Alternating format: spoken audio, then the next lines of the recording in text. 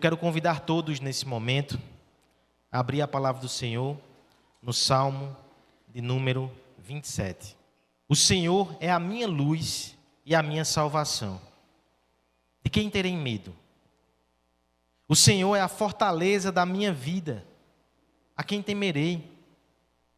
Quando malfeitores me sobrevêm para me destruir, meus opressores e inimigos, eles é quem caem e tropeçam.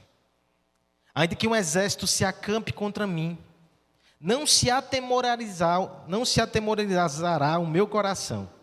E se estourar contra mim a guerra, ainda assim terei confiança. Uma coisa peço ao Senhor, e a buscarei: que eu possa morar na casa do Senhor todos os dias da minha vida, para contemplar a beleza do Senhor e meditar no seu templo. Pois no dia da adversidade, Ele me ocultará no seu pavilhão. No recôndito do seu tabernáculo, me acolherá. Elevar-me-á sobre uma rocha. Agora será exaltada a minha cabeça acima dos inimigos que me cercam. No seu tabernáculo oferecerei sacrifício de júbilo, cantarei e salmodiarei ao Senhor. Ouve, Senhor, a minha voz, eu clamo. Compadece-te de mim, responde-me. Ao meu coração me ocorre, buscai a minha presença. Buscarei, pois, Senhor, a tua presença. Não me escondas, Senhor, a tua face. Não rejeites com ira o teu servo. Tu és o meu auxílio. Não me recuses, nem me desampares, ó Deus da minha salvação. Porque se meu pai e minha mãe me desampararem, o Senhor me acolherá. Ensina-me, Senhor, o teu caminho, e guia-me por vereda plana, por causa dos que me espreitam. Não me deixes à vontade dos meus adversários, pois contra mim se levantam falsas testemunhas, e os que só respiram crueldade. Eu creio que verei a bondade do Senhor na terra dos viventes. Espera pelo Senhor, tem bom ânimo e fortifique-se o teu coração. Espera, pois, pelo Senhor. Vamos orar nesse instante mais uma vez. Peça que o Senhor prepare o seu coração para receber a mensagem e também me ajude na transmissão da preciosa verdade de Deus. Pai querido, muito obrigado por tua palavra. Muito obrigado pelo privilégio de estarmos aqui diante de ti, Senhor. Nesse ajuntamento, nesse culto, Pai. Nós queremos, nesse momento, ouvir a tua voz. Nos dá atenção. Nos dá um coração quebrantado e ensinável.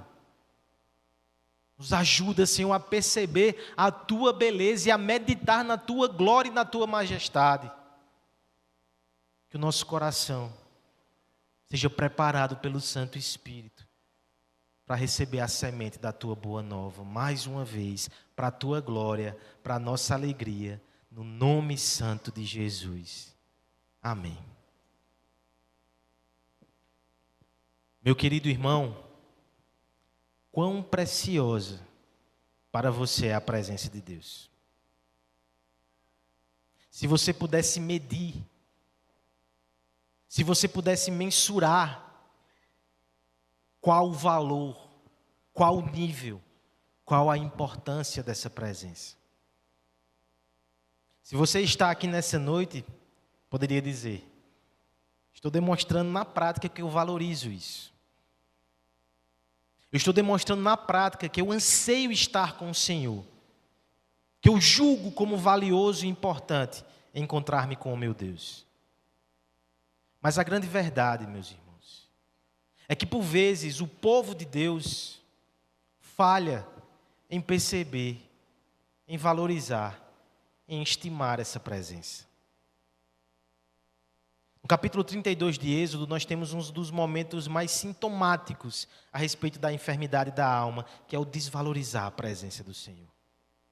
Aquele povo que havia sido liberto do Egito, no momento de ausência da sua liderança, Moisés, tomados pela impaciência, Ele simplesmente tem a brilhante e terrível ideia de construir um ídolo para si e prestar culto a esse ídolo. Nós temos ali nesse capítulo um momento triste. O Senhor recrimina aquele povo. Moisés se enfurece contra eles. Muitos morrem naquele dia por causa do juízo parcial de Deus que foi derramado naquele momento. Mas eu quero chamar a sua atenção para aquilo que acontece no capítulo 33. Em um momento de intercessão junto a Moisés, o Senhor afirma que cumprirá suas promessas, porque o seu nome está empenhado nelas. Mandará um anjo à frente desse povo e os levará à terra que mana leite e mel. Ele cumprirá aquilo que for acordado, diferente do povo que não o fez. No entanto, mais do que isso não fará.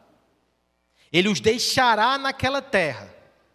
Ele os deixará diante de um ambiente totalmente propício. Mas ele não ficará mais junto ao seu povo. De forma muito explícita, o Senhor diz a Moisés: a minha presença não irá com vocês. Nesse momento de tensão narrativa, nesse momento de grande tensão teológica, nós temos uma resposta linda da parte de Moisés, que mostra o quanto ele valorizava essa presença e quanto nós devemos valorizar também. Moisés diz: Senhor, sem a tua presença nós não queremos ir. Não nos importa a terra que mana leite e mel. Nós não queremos tais benesses. Nós te queremos. Se não fores, nós não iremos. Aqui ficaremos. Só não nos abandona.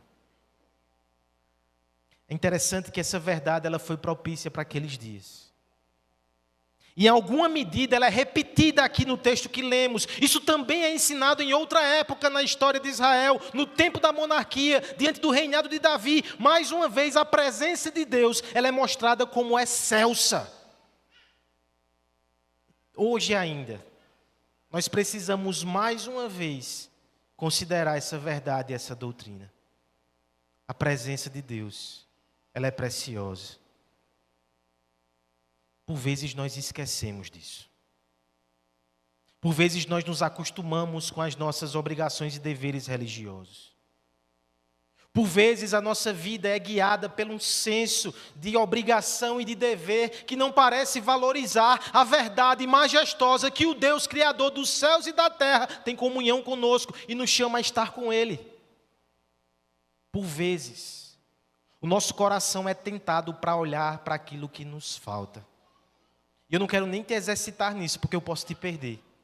Se você começar a pensar naquilo que te falta, eu sei que faltam muitas coisas. Mas quantas vezes nós olhamos tanto para a ausência que nós perdemos o encantamento, o deleite e o assombro com a maior das presenças que temos na nossa vida. Aquele que enche os céus e a terra está conosco. Aquele que brilha mais do que o sol e o seu resplendor.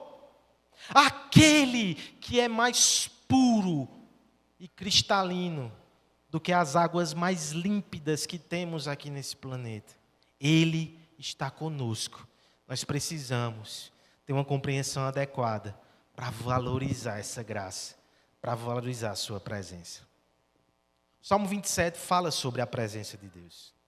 Ele faz parte de um trio de poesias que tratam desse assunto.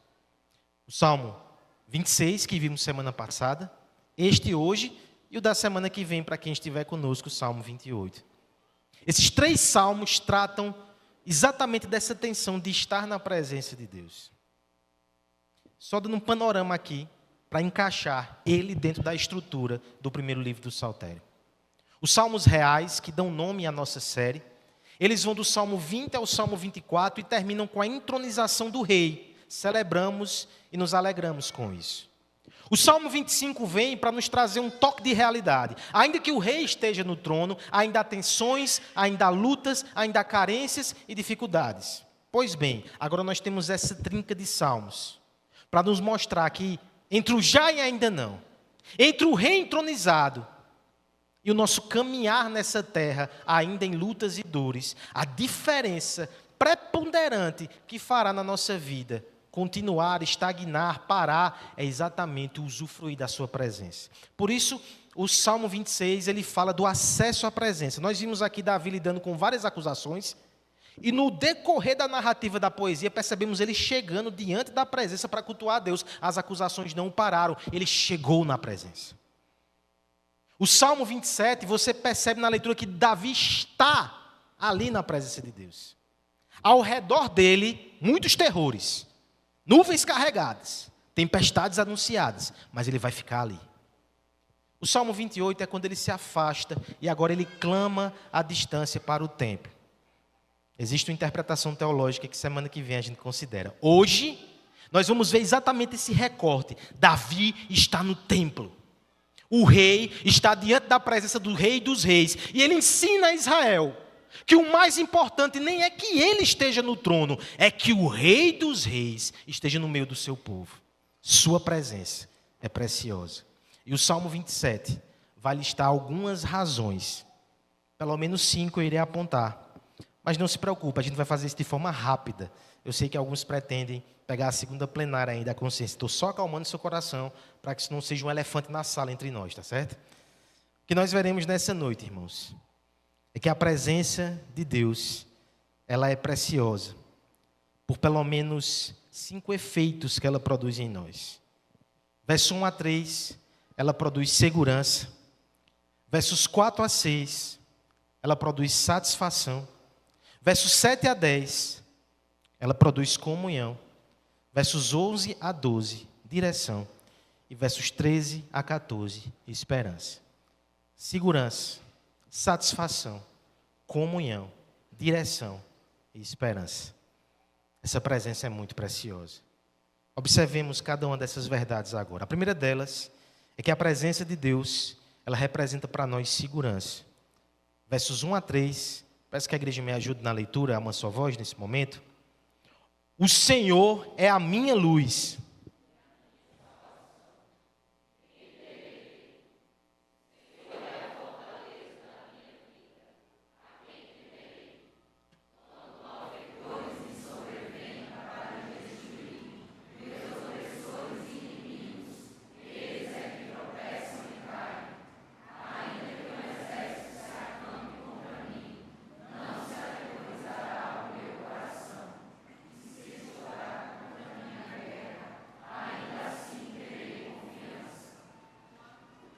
Daqui a pouco, irmão, obrigado. Há presenças que trazem segurança para nós. A criança que chama e diz, eu vou chamar meu pai, viu? Quando se diz isso, você imagina que o pai é alto e forte. Agora imagine Aslan falando isso, né? Talvez o seu ofensor diga, isso é o melhor que você tem. Mas a criança, ela se sente segura quando o pai vem em seu favor. Mas não julgue o tamanho. Aproveito a presença de alguns irmãos aqui de Recife para me lembrar de um fato que aconteceu alguns anos atrás numa caravana da consciência, na época que eu estava lá em Recife. A gente montou uma caravana. Basicamente eram todos da igreja de Areias, né, a igreja querida e amada nossa. Mas tinha uns visitantes avulsos assim, um pessoal que apareceu não sei como e entrou na caravana. Eu meio que estava responsável por isso, era seminarista da igreja na época. Quando de repente me chega, eu estava lá no Parque do Povo, chega a notícia que um casal lá, que o pessoal não sabia direito quem era, estava tendo uma discussão, o rapaz estava se exaltando, deu um grito na moça e o pessoal estava com medo que virasse uma agressão. Sobrou para quem? Para o seminarista. Eu fiquei logo brabo, fui lá, chamei o cara, botei ele para ir embora, levei ele na rodoviária, vá para casa. Aí depois de um tempo, o pessoal chegou, voltou da consciência e perguntaram, cadê aquele pessoal que estava dando trabalho? Aí tinha um rapaz que não me conhecia, disse, senhor, eu sei que chegou um policial aqui todo brabo. Tá vendo aí, ó? Olha o tamanho, né? Há presenças que trazem segurança. Presenças humanas podem trazer algum efeito, apesar que todos os humanos têm suas limitações e fraquezas. Muitas vezes é mais zoada, né, do que qualquer outra coisa. Mas essa é uma verdade que deveria aplicar-se a nós de forma muito superlativa quando nós falamos de Deus. Quando o nosso Deus está do nosso lado, nosso coração deve estar seguro. Certa vez alguém disse assim, um com Deus é maioria, sempre. Mas os homens fazem zoado, os homens fazem barulho, e certamente isso nos atemoriza muitas vezes. Veja o relato de Davi aqui. Davi, em poucos versos, usa a palavra temor diversas vezes. E ele reafirma, né? Não tenho medo, não tenho medo, não tenho medo. Quem fala tanto assim, está lutando para não ter medo, né? O que nós temos aqui é exatamente aquela figura. O rei está no momento de adoração, está na presença do Senhor, e ao seu lado ele está cercado de inimigos. Ele tem motivos humanos para ficar atemorizado. Esses momentos que antecedem a batalha, eles são bem angustiantes. Eles causam pavor. Spurgeon diz assim, antes do conflito, enquanto a batalha ainda não começou, o coração do guerreiro fica mantido na expectativa, fica passível de bater irregularmente. O exército acampado inspira maior medo do que o exército guarnecido. Porque, na verdade, ele teme 1000 mortes e no máximo morreria uma. O temor castiga. Mas eu quero que você perceba como Davi reage a isso. Ele traz à sua mente atributos e qualidades divinas. Porque assim ele reage, assim ele resiste. Meu irmão, eu quero lhe dizer que temer é uma reação natural, instintiva, compreensível. Mas o que você faz com esse temor vai depender da sua teologia, da sua relação e da sua confiança com Deus. Será que você pode colocar nos mesmos termos que o salmista? Olha os termos que ele usa. O Senhor é a minha luz, de quem terem medo. O Senhor é a minha luz e a minha salvação. Por luz entenda. Como não lembrar mais uma vez do Senhor dos Anéis, que estamos aqui semana passada, as forças de Mordor, que elas representam escuridão que sai se alargando. A gente não consegue discernir as coisas. A gente fica isolado e amedrontado no escuro. Mas Deus é como uma luz que irrompe no meio das trevas. Traz claridade, traz lucidez, traz esperança. O Senhor é a minha luz, Ele me ajuda a ver. E não só isso, Ele é a minha salvação. Ele intervém em meu favor. Assim, de quem eu terei medo? A razão do destemor não está em nenhuma habilidade ou perícia ou capacidade do salmista. Está no conhecimento de Deus. Boa teologia é unguento para a alma. É tônico para as virtudes, é ânimo para o dia mau. Deus é a minha luz, Deus é a minha salvação. Ele ainda diz, o Senhor é a fortaleza da minha vida. É interessante que o Salmo 27, ele é permeado de figuras a respeito de morada, de casa, de fortificação e de templo. É um texto arquitetônico. Essa é a primeira menção que nós temos aqui a alguma dessas figuras, e a figura é uma fortaleza. Os reis do passado confiavam nas suas fortalezas, que elas seriam impenetráveis. Nós também confiamos nas nossas casas, nos sentimos seguros ali. Perceba que Davi, ele tem a visão que Deus é esse lugar de refúgio. Se eu estou com Ele, se eu estou nele, minha vida está segura, a quem eu temerei? Os malfeitores, quando eles vierem contra mim, verso 12, eles vêm para me destruir, opressores, inimigos, eles é que tropeçam e caem. Meus queridos irmãos, a palavra de Deus está cheia de relatos dessa forma. Nós podemos pensar aqui na perseguição a Mordecai, lá no livro de Esther. E como no final foram os inimigos que foram parar na forca, aquela forca que foi separada para ele. Mas é claro que a menção mais forte aqui é o próprio Cristo. Quando no relato do Getsêmani, os soldados vêm na direção de Jesus e eles tropeçam e caem. Como não imaginar que esse texto não passou na cabeça do nosso Messias? A experiência do povo de Deus, a revelação do Senhor, deveria também guarnecer a sua mente com essas imagens. Há um Deus que luta em seu favor. Os homens não têm a palavra final. Ainda que um exército se acampe contra mim, não se atemorizará o meu coração. E se estourar contra a minha guerra, ainda assim eu terei confiança. Perceba o que o texto diz. Ele vai colocando uma gradação aqui de situações. Primeiro, ele fala de inimigos que estão contra ele. Aí ele vai, ainda que esses inimigos me cerquem. Perceba que já vai piorando, né? Ó, tem um pessoal ali que não gosta de mim. Eita, o pessoal se juntou. Eita, o pessoal está aqui. Aí a parte final ele vai dizer, ainda que estoure a guerra. Agora chegou o perigo. O que antes eram sussurros viraram gritos. Aquilo que eram palavras ásperas tornam-se golpes concretos. Aquilo que era um terror temido, agora é um terror concreto. Mas perceba que a confiança do salmista não muda. Por quê? Porque a sua confiança não está na circunstância. Se a sua confiança estiver na circunstância, eu temo por você. Eu temo por mim. Quando nós colocamos a nossa confiança nas circunstâncias, nós estamos fragilizados, porque nós não controlamos isso. A nossa confiança tem que estar naquele que é imutável, irremovível, inatingível, todo-poderoso, cheio de glória, que sua palavra não volta atrás, que prometeu que estaria conosco até o fim. A presença de Deus tem que encher o teu coração de santa confiança. Uma confiança que não é tola, mas uma confiança que é firme no Senhor e na sua presença. Se no tempo de Davi, isso estava representado no templo, ele estava lá e ele sentia-se seguro. Agora nós temos essa confiança nos acompanhando por todos os lugares, mesmo no vale da sombra da morte, porque a nossa confiança está naquele que se fez templo, habitou entre nós, triunfou na cruz e que agora está conosco pelo seu Espírito. Cristo habita em nós e Ele estará conosco até o fim.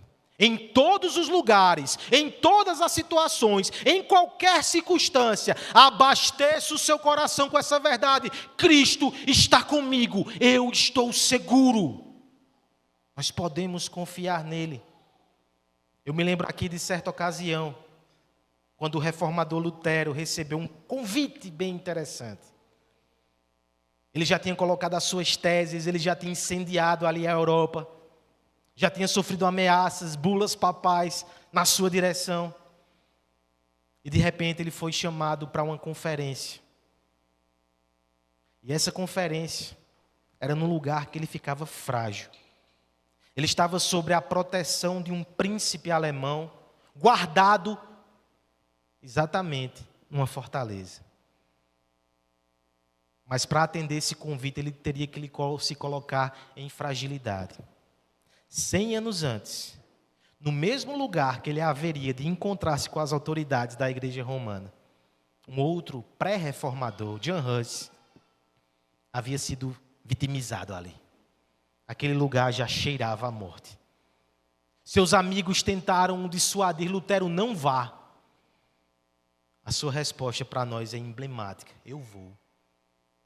Porque ainda que 1000 demônios estejam a me espreitar, nenhum deles tocará em mim, se o meu Deus Todo-Poderoso não permitir. A minha fortaleza não é esta. A minha fortaleza é Ele e a sua presença. Meu querido irmão, valorize isso. Ainda que você seja pequeno, fraco e diminuto, ainda que seu recurso seja pequeno, Deus está contigo. Em Cristo, você nunca estará sozinho. A sua presença é segurança para a sua alma. A segunda verdade desse texto é que a presença de Deus ela é preciosa por causa da segurança, mas também por causa da satisfação. Queria pedir a ajuda da igreja mais uma vez na leitura dos versos 4 até o verso 6. Assim diz a palavra de Deus: uma coisa peço ao Senhor.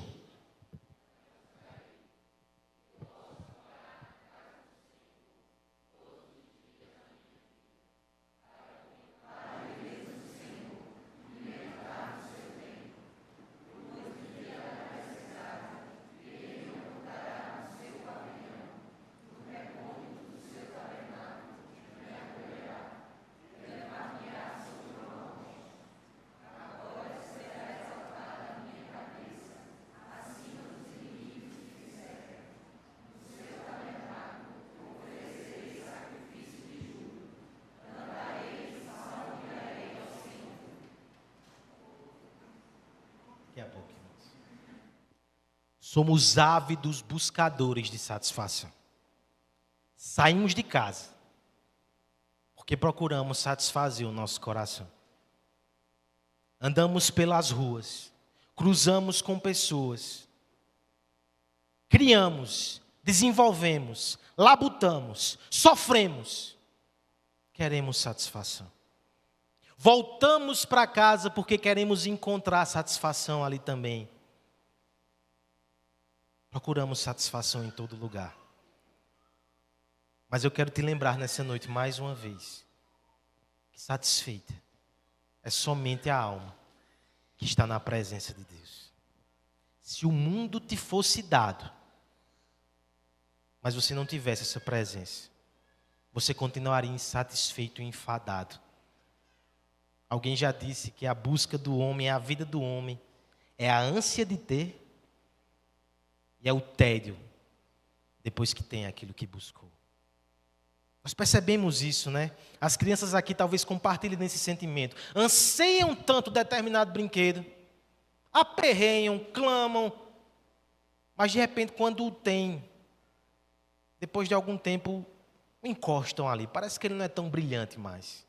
É a ânsia de ter e o tédio de se obter. Satisfação. Como?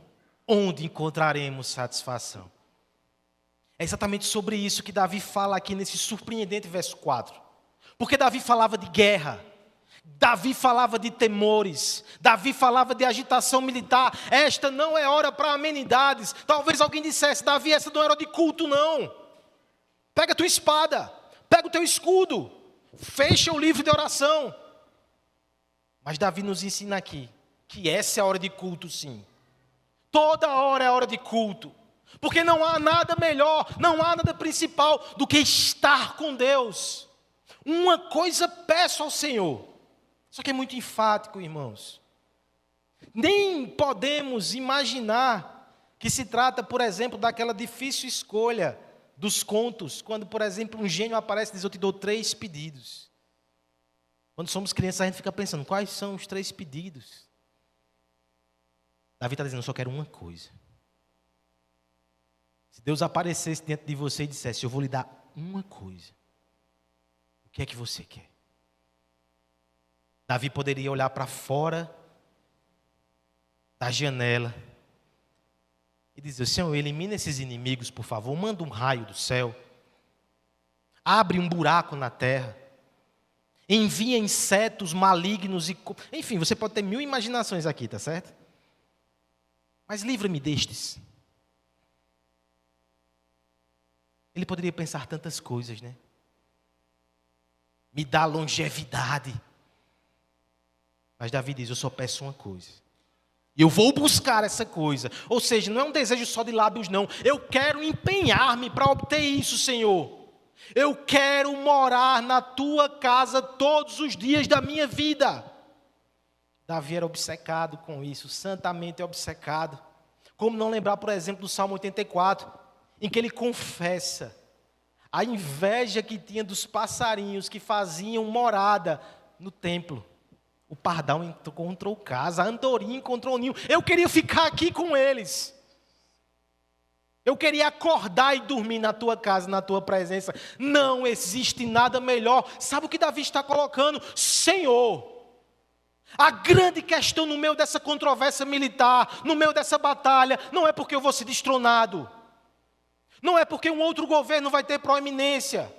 É porque eu não estarei na tua casa, na tua presença. Mais importante do que a minha regência é a tua bênção, é estar contigo, é te cultuar, é te adorar, é estar na tua casa. Eu não quero perder isso, Senhor.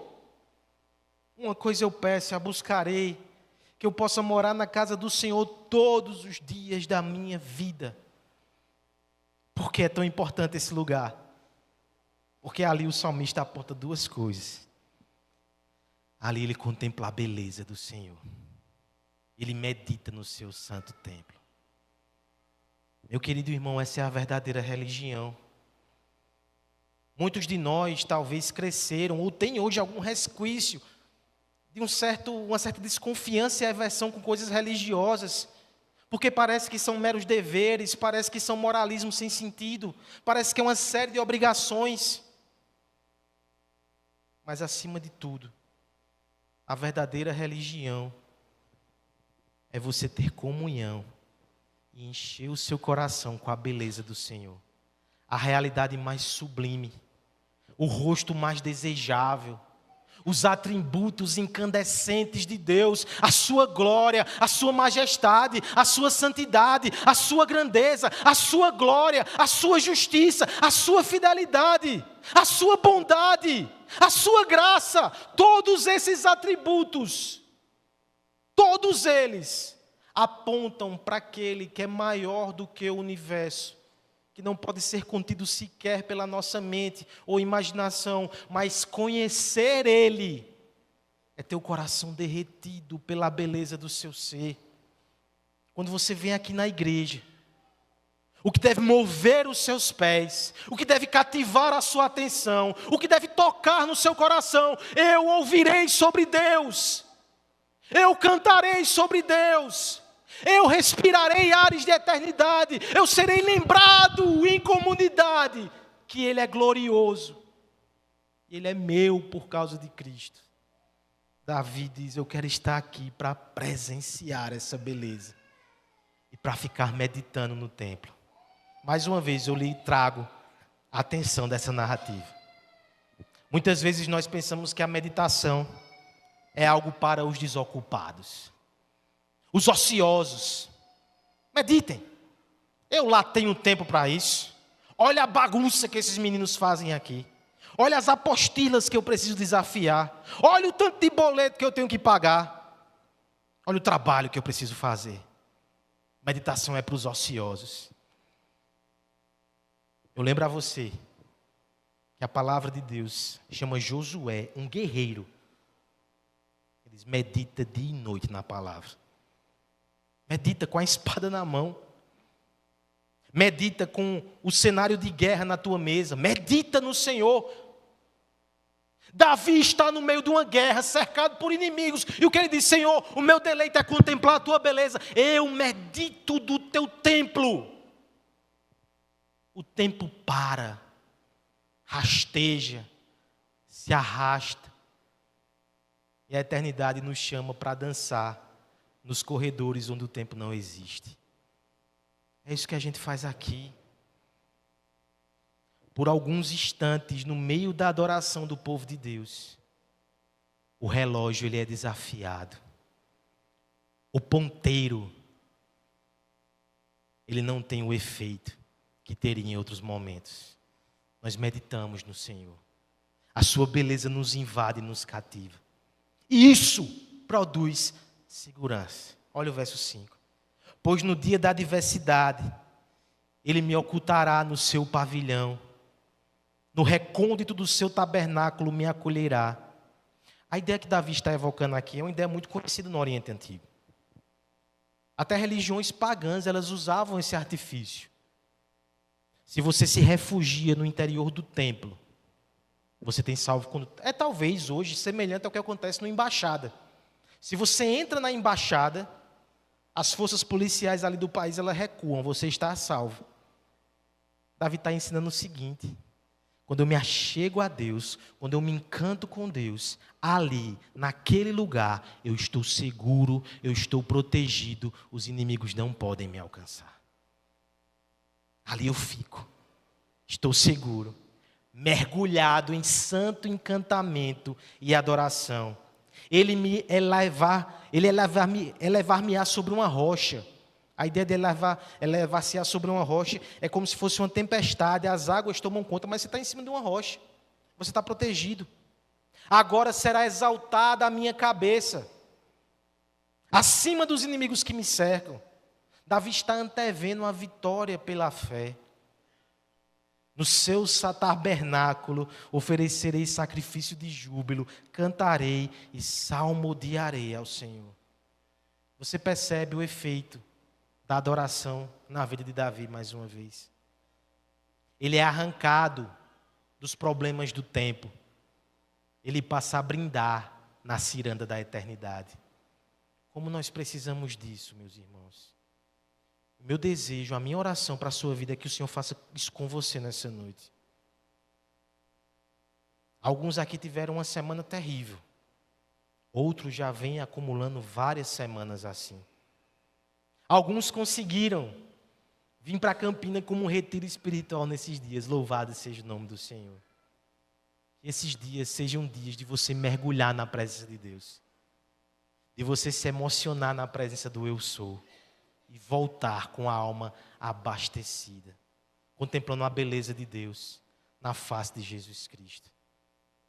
Eu me lembro de Gálatas, quando Paulo está estarrecido porque os cristãos começam a se desviar da verdade, começam a abrasar heresias. Ele vai dizer, diante de vocês, eu expus Cristo como crucificado. E a tradução ali vai dizer, eu fiz uma escultura de Cristo na mente de vocês. Calvino, comentando esse texto, diz que essa é a função do pregador por excelência. Desenhar Cristo diante dos olhos dos seus ouvintes. Através de palavras, montar um retrato do Cristo maravilhoso e glorioso, para que a sua alma seja encantada por Ele mais uma vez, para que em proporção Ele cresça, você diminua e os inimigos diminuam também. Para que as adversidades do tempo sejam desafiadas pelas glórias da eternidade. Para que a música da redenção invada e desafie a canção dos inimigos, as canções de morte. Para que o Senhor seja belo aos teus olhos. E assim o mundo perca o seu encanto e a sua ameaça. Estar na presença de Deus deve ser um anelo para nós. Por isso que é maravilhoso cultuar. É maravilhoso ouvir sobre o nosso Deus. A sua presença traz satisfação. Em terceiro lugar, a sua presença ainda traz outro benefício para nós, que é o benefício da comunhão. Peço à igreja que me ajude na leitura aqui dos versos 7 a 10, mais uma vez. Ouve, Senhor, a minha voz.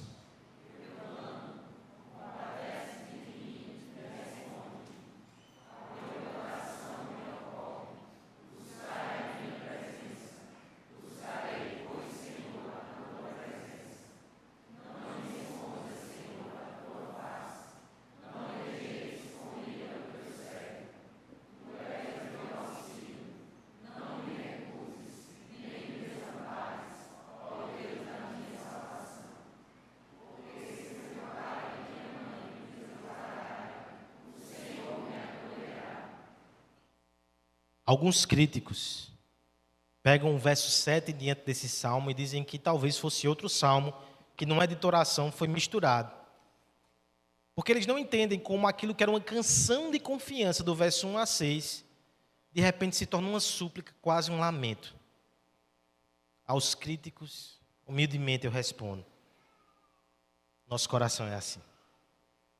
Em um momento nós estamos confiantes e vibrantes.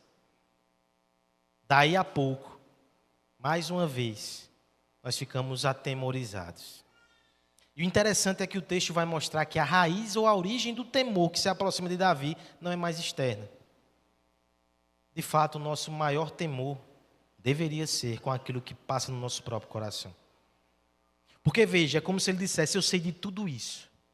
Estou cônscio dos benefícios maravilhosos de estar na presença de Deus. A segurança e satisfação ali. Mas a questão é, e se eu for cortado dessa presença?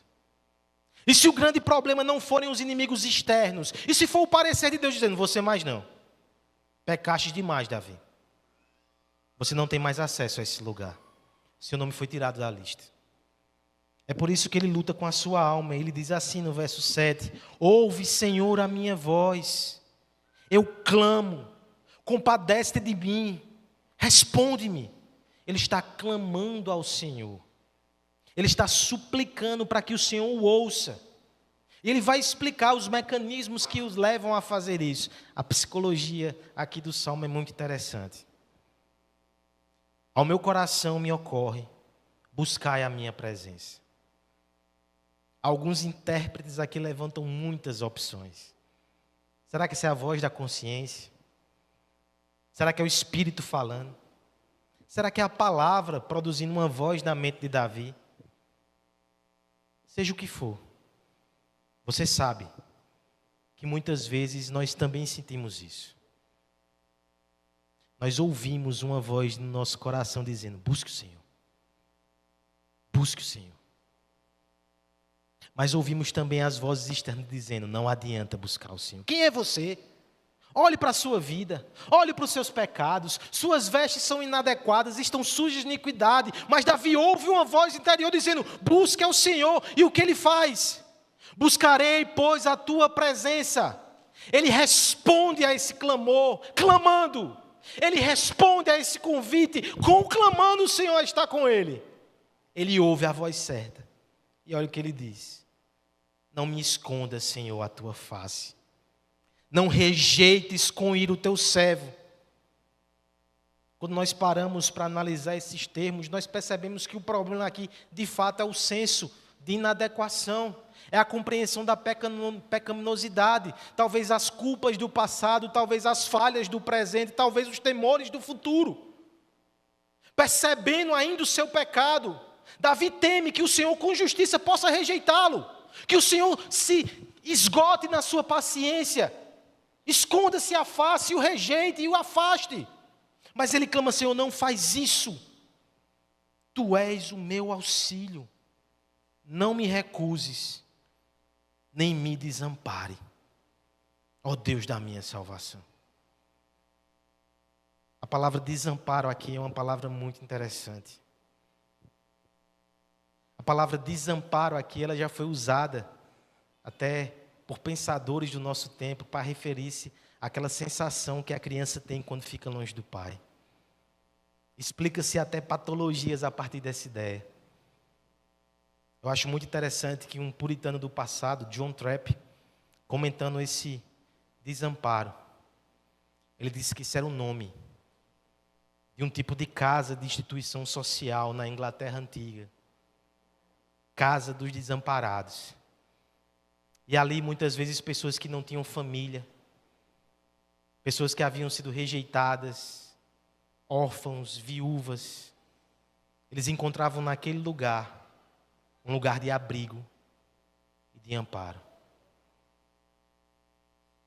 Davi procura um lugar assim. E Davi encontra em Deus.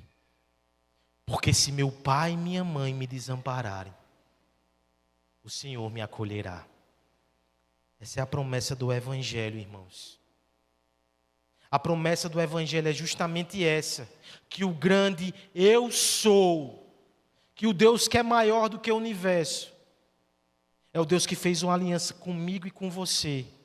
E que nessa aliança, Ele prometeu que seria nosso e não nos abandonaria. Que seria o nosso noivo. Que seria o nosso resgatador. Que seria o nosso Boaz. Esses dias de consciência, nós temos tido uma experiência muito maravilhosa. Os jovens têm gostado de acompanhar, né? Algumas irmãs que têm me procurado por causa dos devocionais. O Big Brother está bem ativo aí nos jovens da igreja, né? Tivemos muitos momentos descontraídos, fotos ali. Mas teve um que ninguém viu. Porque nesse, inclusive, a gente chorou junto. Numa dessas tardes, saindo do encontro, uma senhora me procurou. E ela veio me agradecer, especialmente pelas devocionais de Ruth que nós tivemos agora. E ela me contou brevemente a sua história. Ela se converteu. E por causa disso, o seu casamento entrou numa crise terrível. Já não era bom, mas depois da conversão, as coisas pioraram muito. Isso culminou com o momento que seu marido a abandonou. Ela idosa, foi abandonada pelo marido. Ela falou bem rápido assim, mas ela chegou a dizer ter dias que ela só tinha uma cama para deitar no chão, um colchão. Mas a igreja a ajudou. Graças a Deus ela estava bem, conseguiu até vir com a caravana para a consciência. Mas ela disse que as devocionais de Ruth, quando falaram de Boaz, o nosso resgatador, que apontava para Cristo, foram um tipo de cura para a alma dela. A alma dela tinha sido tão machucada pela rejeição. Quando ela ouviu falar sobre o amor de Jesus, através da figura de Boaz, que não rejeita, mas que resgata, ela sentiu que Deus estava curando as feridas do coração dela. Eu sei que temos feridas. Eu sei que temos rejeições dolorosas aqui. Mas eu quero te lembrar nessa noite que se você está em Cristo, Deus nunca vai te rejeitar. Há um lugar para você voltar. Há um abrigo para você correr. Ainda que a tempestade se abata sobre a sua cabeça, você pode se abrigar. Jesus não te deixará desamparado. Ele é o nosso protetor. Na presença dele, nós podemos descansar. Nós temos comunhão, abrigo, pertencimento. Há uma outra verdade ainda nesse texto. Além de segurança, satisfação e comunhão, nós temos também direção. Peço que a igreja me ajude nos versos 11 e 12. Estamos nos aproximando do final. A uma só voz diz assim a palavra de Deus: ensina-me, Senhor,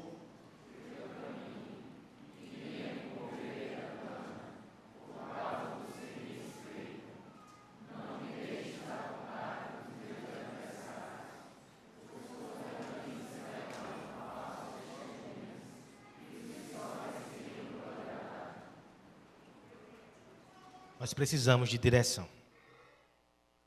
Presença que traz direção é uma graça para as nossas vidas. Talvez as crianças hoje se sintam em conflito muitas vezes quando os pais estão direcionando. Mas, por favor, anote isso e guarde em algum lugar. Um dia você vai sentir falta disso. Um dia você vai estar sozinho tendo que tomar suas próprias direções. E aí você vai sentir vontade de ligar e de ir atrás, de pedir uma direção.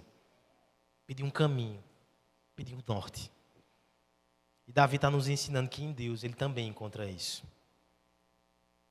Olha a oração dele como agora tem esse alvo muito claro. Ensina-me, Senhor, o teu caminho e guia-me por vereda plana. Mais uma vez, o movimento é de fora para dentro. No primeiro instante ele olha para fora, ele enfrenta os inimigos. Depois ele olha para dentro, ele teme o seu coração, ele teme o seu pecado. E agora o que ele faz? Ele entende que existe um risco gigante. O risco gigante é ele dar causa para que os seus adversários tenham razão. Aí é um problema enorme.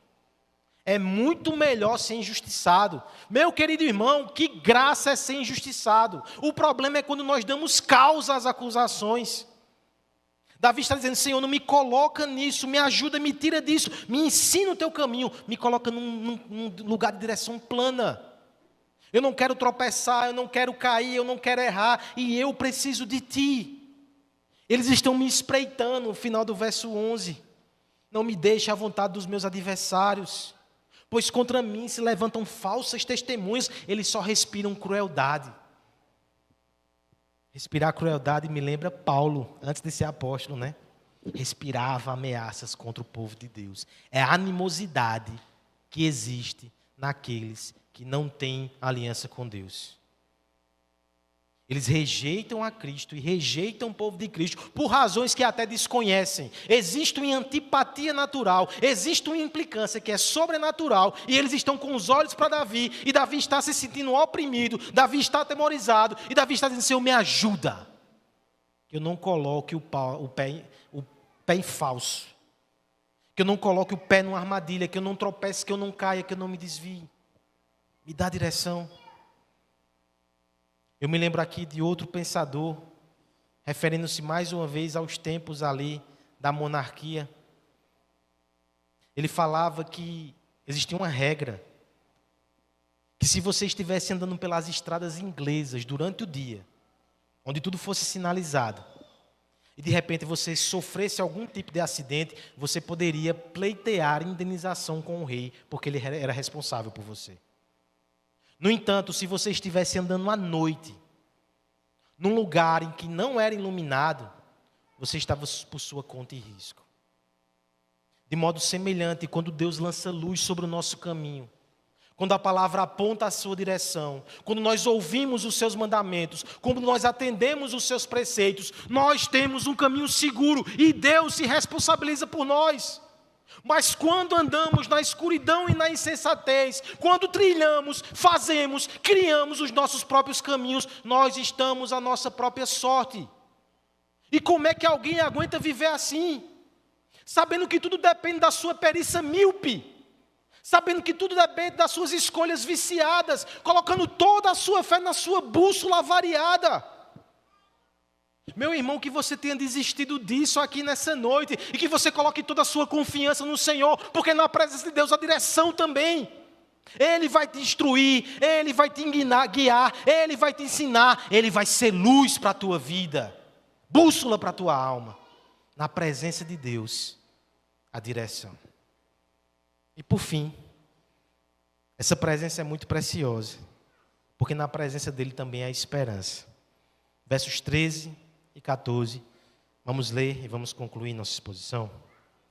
Eu creio que verei a bondade do Senhor.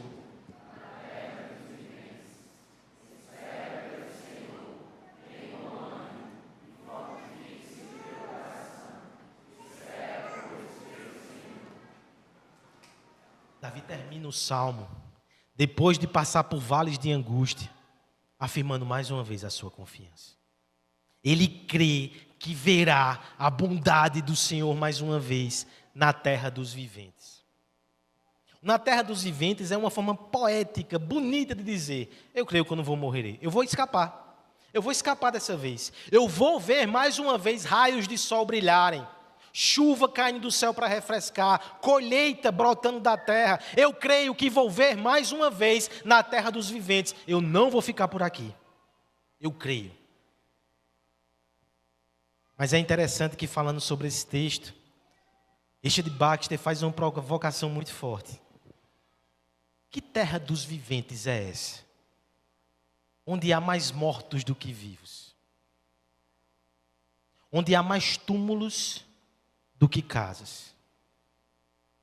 Sobre a terra hoje, nós temos mais mortos espirituais do que debaixo da terra nós temos mortos físicos. Será que essa é a terra dos viventes? Será que o anseio do salmista, a esperança do salmista, o desejo do salmista não aponta para algo muito mais além? Para um dia em que de fato essa terra vai ser uma terra só de vivos, só daqueles que foram remidos, só daqueles que foram transformados, ressurretos em glória e em justiça. É nesse dia que o sol raiará mais uma vez. Porque se nós pegamos esse salmo e nós colocamos ele nos lábios do Rei Jesus, na terra dos viventes ele padeceu. Mas essa não é a terra dos viventes. Esse é um mundo de morte, ainda que se disfarce muitas vezes. Jesus ressuscitou e garante a nós uma nova vida e uma melhor vida. A terra dos viventes ainda está por vir. E se você tem Ele, se você goza de comunhão com Ele, se você tem uma aliança com Ele, você também ressurgirá e você também brilhará como o sol. A morte passará, a dor se esvairá, a tristeza será uma lembrança passada, esquecida, humilhada. Só haverá alegria e celebração com Cristo. Na terra dos viventes você terá alegria eterna. Na terra dos viventes você terá comunhão plena. Na terra dos viventes haverá segurança eterna. Na terra dos viventes você terá luz, salvação, glória e Cristo. É para lá que nós caminhamos, por causa da presença de Deus, confiando no nosso Rei e na sua palavra. Eu quero te convidar nesse instante para receber mais dessa graça. Somos peregrinos, precisamos de força, precisamos de luz, precisamos de direção. A estrada é longa, nossa força é curta. De forma muito graciosa, Deus quer nos fortalecer duplamente hoje. Ele quer desenhar Cristo nos nossos olhos, nos nossos ouvidos, mas também nos nossos sentidos. Você é convidado nesse instante a participar da mesa do Senhor e receber o Evangelho um pouco mais.